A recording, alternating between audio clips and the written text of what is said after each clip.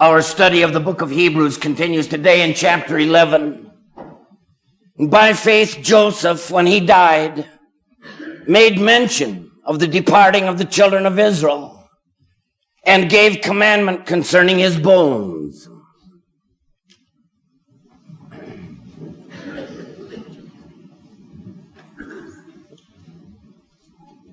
Anyone who has ever heard the Joseph stories in the Bible, even as a child, can never quite forget them. If you believe that truth is stranger than fiction, you would find proof for it in this story. Last week, a man told me it's a wonder that nobody ever made a movie out of this material. For as the drama unfolds, the entire range of human experience is played out. Love and hatred, courage and cowardice, forgiveness and retribution, from depths of despair to heights of indescribable joy. But if you were to open the story at any given page, you would not be able to foretell the outcome. Joseph, the favored son of a wealthy Palestinian herdsman. Joseph, flung into a deep cistern by his brothers and crying for mercy. Joseph, sold into white slavery in dark Africa. Joseph, head of the household of Potiphar, captain of the Egyptian guard. Joseph as jailbird, long years behind gray prison walls. And finally, Joseph as prime minister of Egypt, second in command to Pharaoh on the throne. But the story plucks at our heartstrings for another reason as well. It speaks to the problem of suffering. And I don't mean the suffering that comes as a consequence of our sin, or the misery that we bring upon ourselves by our own wrongdoing, though that's in the story too. Rather, the suffering that comes for righteousness' sake. Joseph was very much attached to his father, because he was the only parent Joseph ever had, his mother having died in childbirth. But Joseph's obedience to his father aroused the enmity and hatred of his brothers. Joseph's faithfulness in the household of Potiphar was repaid with punishment for a crime that he never committed. His kindness to a fellow prisoner in the cell block was forgotten and overlooked for many years. The treachery and injustice were as real to Joseph as the tears he wept and the loneliness he suffered. If ever there was a man who had reason to doubt the goodness of God or to abandon the faith, Joseph was that man. The key to understanding Joseph is something he said toward the end of the story. The 7 years of famine have passed in Egypt. Joseph's high position is secure. His family is safely ensconced down in the district of Goshen. His father has now died. And now Joseph has the chance to pay back everybody who ever broke his heart.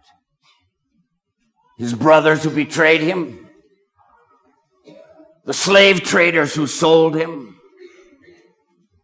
the woman who falsely accused him, his friends who so conveniently forgot about him.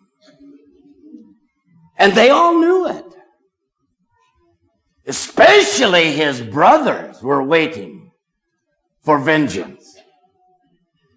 Their guilty consciences conjured up all kinds of punishments that Joseph could now bring down upon them.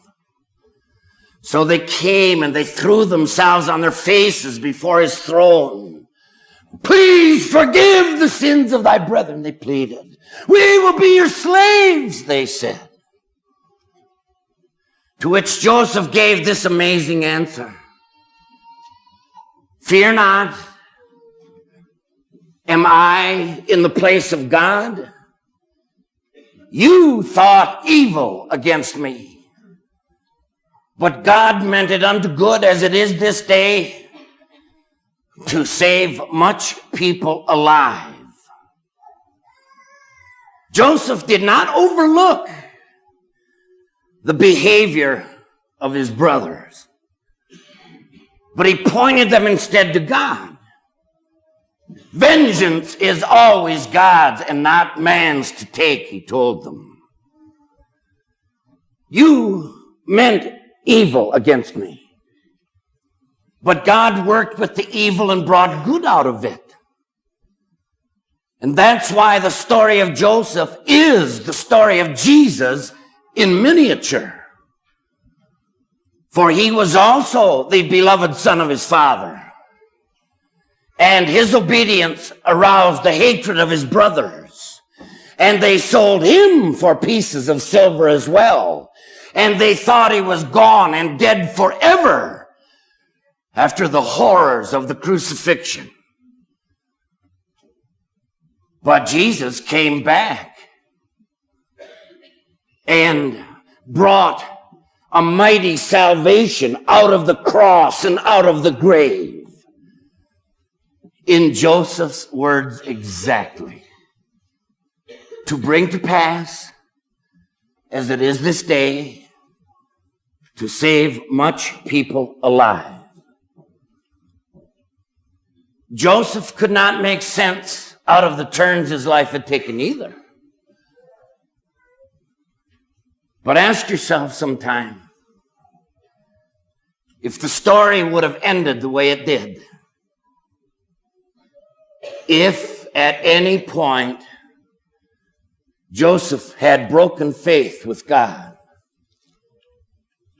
if he had joined his brothers in their disobedience, if he had rebelled at his lowly status as a slave in Potiphar's house, if he had followed his sensual desires into the arms of a married woman, if he had lost hope behind those high prison walls and sneered at the plight of his fellow prisoners, Joseph firmly believed that no matter what the evil is you mean, God will turn it into good. Now, he lived it out that way, regardless of the consequences. Joseph was also blessed, as few men have ever been blessed. Now, there is one telling example of the high regard in which they held Joseph in Egypt. When Jacob, his father, died, the Egyptians declared a national 70 days of mourning. And they buried the old sheep herder amid all of the pageantry and ceremony of which the Egyptians were so proud.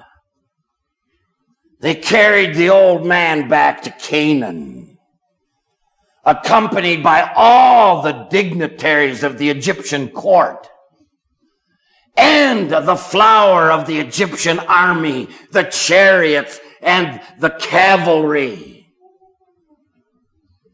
Even the Canaanite nations couldn't believe their eyes. What did this old sheep herder ever do to deserve a funeral like the world's high and mighty? Now, you sort of think that Joseph is going to get the same kind of send-off when he dies. The Egyptians named him Zaphnath-Paneah, the sustainer of life, and they weren't kidding. Joseph steered their nation through the crisis of 7 years of famine. And he did so in a way that did not degrade them, did not rob the starving people of their human dignity and sense of self-esteem, the way many welfare programs today do it. When Joseph died, every Egyptian lost a friend. From Pharaoh on the throne to the maidservant behind the mill. And yet, there is a strange silence about the Egyptian funeral of Joseph. And there's a good reason for that. Joseph's last act was to renounce all the honors of Egypt. He threw in his lot with the despised people down in the land of Goshen, among whom the promises of God were hidden. And his last words were a confession of faith in those promises. I am about to die, he told them. But God will surely visit you and take you from this land unto the land which he sware unto Abraham and to Isaac and to Jacob. And Joseph put them under oath.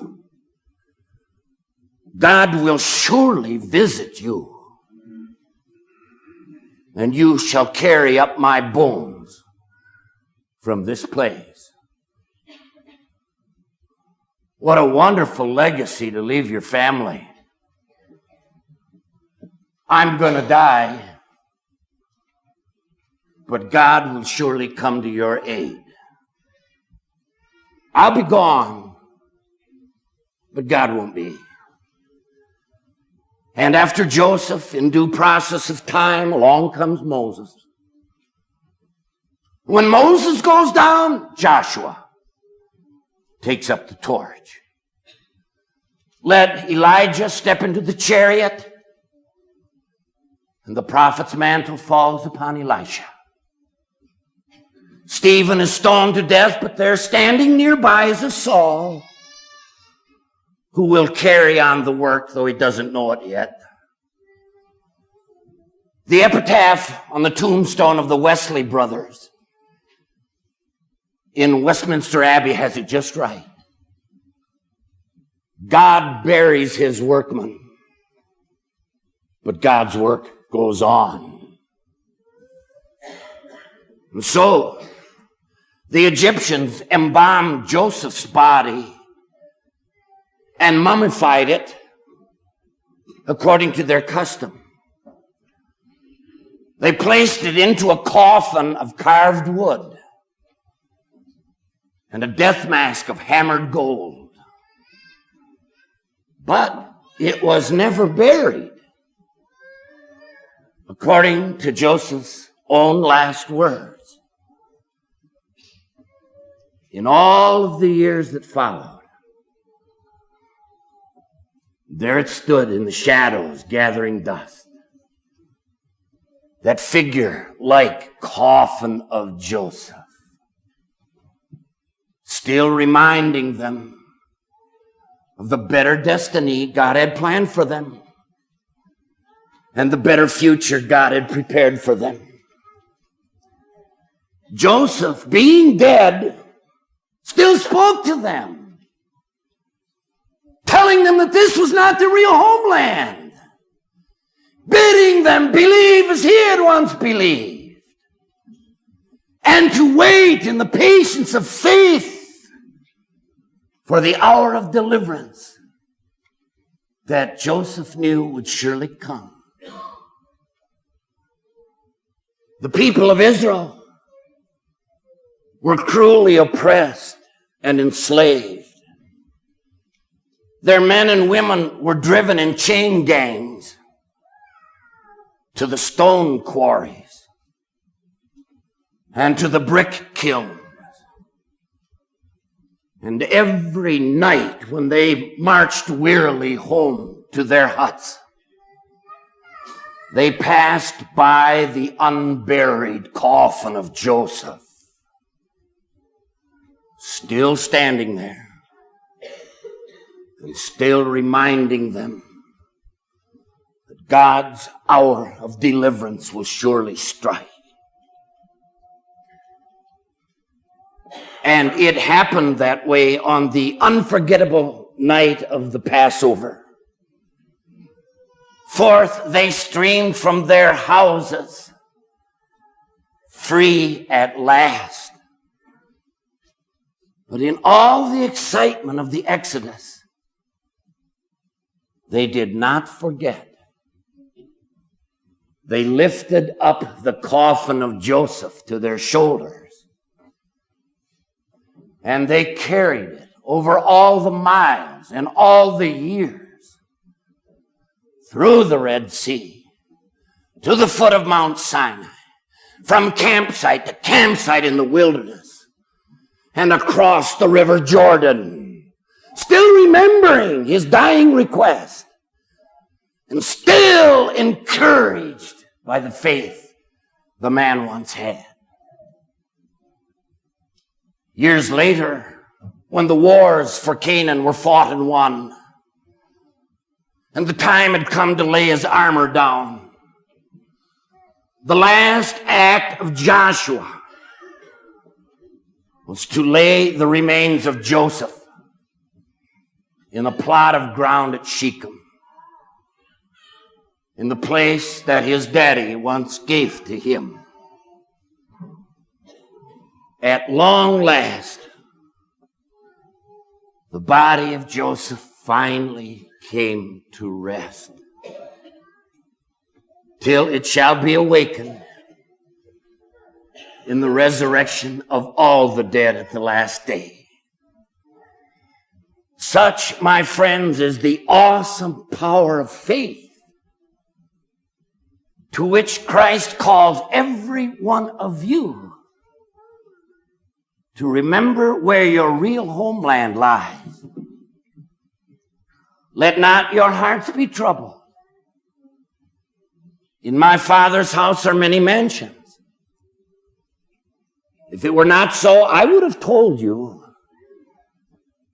I go to prepare a place for you. And if I go and prepare a place for you, I will come again and receive you unto myself, that where I am, there ye may be also. Amen.